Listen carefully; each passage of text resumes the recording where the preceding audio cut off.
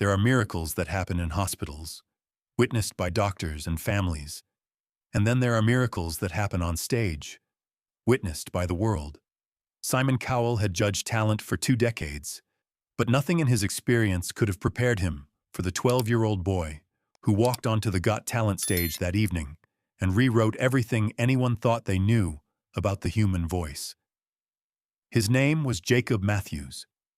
He was small for his age, thin, with unruly dark curls and eyes that didn't quite meet anyone's gaze. He wore a blue button-up shirt that looked slightly too big, and his hands moved constantly, fidgeting with the hem of his shirt. A repetitive motion that those familiar with autism would recognize immediately. He walked to center stage with his mother, Sarah, who held his hand gently. She was in her late 30s, with tired eyes that spoke of sleepless nights and endless advocacy. She guided Jacob to his mark, then started to walk off stage, but Jacob's hand tightened around hers. She stopped, looked at him with infinite patience, and waited. The audience applauded politely, but there was a confused energy in the room. This didn't look like a typical audition. The boy wasn't smiling or waving. He was staring at the floor, his free hand still pulling at his shirt. Simon sat at the judges' table, his expression curious but guarded. He'd seen many auditions involving children with special needs, and while he always approached them with respect, he also knew that sometimes the line between genuine talent and sympathy was thin. The host approached with a gentle smile, directing his questions to Sarah rather than Jacob, recognizing immediately that the boy wasn't going to respond. "Welcome to Britain's Got Talent. Can you tell us about yourselves?" Sarah took a breath, still holding her son's hand. When she spoke, her voice carried the weight of a story that had been told many times to many specialists, but never quite like this. "This is my son, Jacob. He's 12 years old. He has severe nonverbal autism." She paused, her throat tightening. Jacob has never spoken, not a single word in his entire life. The audience fell silent. At the judges' table, Simon leaned forward, his full attention now on the mother and son at center stage. "We've tried everything," Sarah continued. "Speech therapy, communication devices, sign language. Nothing has worked. Jacob lives in his own world, and we've learned to meet him there. But 6 months ago, something changed." She looked down at her son, and for the first time, Jacob looked up, not at his mother, but at something beyond her. At the lights, perhaps, or at something only he could see. "I heard singing coming from his room. At first, I thought I'd left a video playing. But when I opened the door, it was Jacob. He was singing along to a song on the radio, perfect pitch, perfect lyrics. I recorded it and showed it to his doctors. They said it was impossible. But I knew what I heard." One of the judges, a woman, brought her hand to her heart. Another judge was shaking his head slowly, already moved before a single note had been sung. "So you're telling us," Simon said, his voice careful and measured, "that your son has never spoken, but he can sing?" Sarah nodded. "I don't understand it. His therapists don't understand it. But music reaches him in a way that nothing else does. And today, for the first time, he told me he wanted to come here. He didn't say it with words. He showed me by playing the audition video on his tablet over and over. So here we are." Simon's expression softened in a way that rarely happened. "What will he be singing for us?" "A song he discovered on his own. I don't even know how he found it. But it's the one he sings every day." Sarah squeezed Jacob's hand, and then, with visible difficulty, let go. She walked off stage, leaving Jacob alone at center stage. The audience held its breath. The boy looked even smaller now, alone in that vast space under the bright lights. For a long moment, nothing happened. Jacob stood there, hands fidgeting, eyes on the floor. The seconds stretched out uncomfortably. Someone in the audience coughed. One of the judges shifted in their chair. Simon didn't move. He simply watched, waiting with a patience that surprised even himself. Then the backing track began. A soft piano melody filled the theater, and something miraculous happened. Jacob's hands stopped fidgeting, his posture straightened slightly, and he looked up, not at the audience, not at the judges, but at the lights above the stage. His mouth opened, and he sang. The voice that emerged was pure, clear, and utterly perfect. Not the voice of a child struggling with a disability, but the voice of an angel who had been waiting 12 years to be heard. He sang about finding home, about being lost and then found, about voices that had been silent finding their sound. The audience gasped audibly. In the front row, Sarah collapsed into her seat, her hands covering her mouth, tears streaming down her face. Beside her sat a man, presumably Jacob's father, who stared at his son with an expression of complete shock and wonder. At the judges' table, chaos broke in slow motion. One judge stood up immediately, hands clasped together. Another had tears flowing freely. And Simon Cowell, who had built an empire on being unshakable, sat frozen, his mouth slightly open, his eyes fixed on Jacob with an intensity that was almost spiritual. Jacob sang through the first verse without falter, without hesitation. Every word was clear, every note was perfect. But more than technical perfection, there was emotion in his voice. Real, deep, inexplicable emotion from a boy who had never been able to express feelings with words. He sang about isolation, about living in silence, about the frustration of having a voice trapped inside. And everyone in that theater understood that they weren't just hearing a song.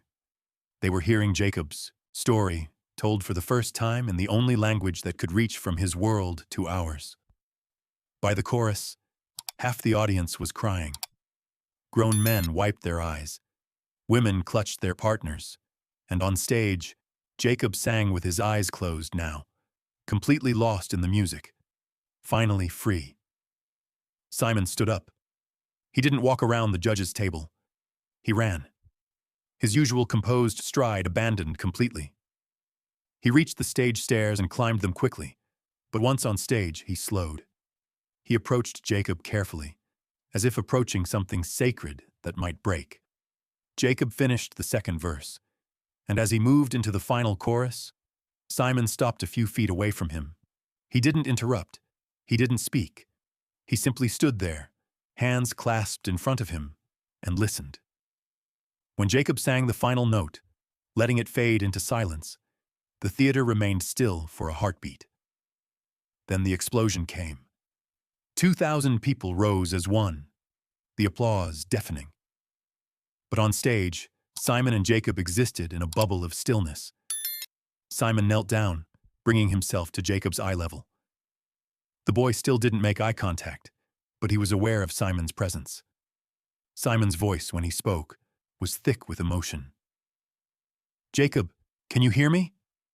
The boy's hands started fidgeting again, but he nodded slightly. "You just did something incredible. Do you understand that?" Jacob's gaze flickered, still not meeting Simon's eyes but moving in his direction. "You found your voice," Simon said, and his own voice cracked. "And in doing that, you've shown every person in this room, every person who will watch this, that there are no limits to the human spirit. None." He stood and turned to the audience, many of whom were still wiping tears. This young man has never spoken a word in his life, but he just communicated more in 3 minutes than most people do in a lifetime.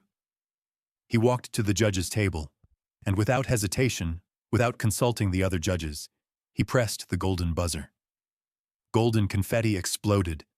The music played. The lights turned gold. But Jacob didn't react to the spectacle. He was looking toward the wings of the stage where his mother had appeared, running toward him. She reached him and dropped to her knees, pulling him into her arms. "You did it, baby," she sobbed into his hair. "You did it." Jacob's arms came up slowly and wrapped around his mother, and then, in a voice so quiet that only the nearest microphones picked it up, he said something. "Love you, Mama." 2 words. the first words he had ever spoken to another human being, and the entire theater heard them through the sound system. The applause somehow grew louder. Simon, who had started to walk back to the judges' table, stopped and turned back. He looked at the mother and son embracing on stage, and for the second time that night, he ran. He reached them and knelt beside them both. "What did he say?" Simon asked Sarah, though he'd heard it through the microphones. Sarah was crying too hard to speak. She just nodded, overwhelmed. Simon looked at Jacob, this small boy who had just rewritten medical understanding and proved that miracles aren't bound by science.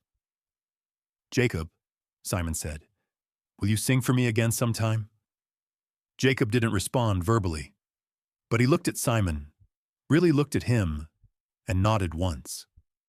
After the cameras stopped rolling, the celebration continued for nearly an hour. Specialists who had worked with Jacob for years were called. They watched the footage in disbelief. The consensus was that music had created a neural pathway that speech therapy never could. Jacob's brain, wired differently from birth, had found its own way to connect with the world. Simon arranged for Jacob to receive the best therapeutic care available, combining music therapy with traditional approaches. He personally funded a research study into music's effects on nonverbal autism, and he ensured that Jacob's family would never have to worry about the financial burden of specialized care again. Jacob's audition became the most watched Got Talent video in history. But more than that, it changed how the world viewed autism, communication, and the power of music. Therapists around the world began incorporating music more aggressively into treatment plans.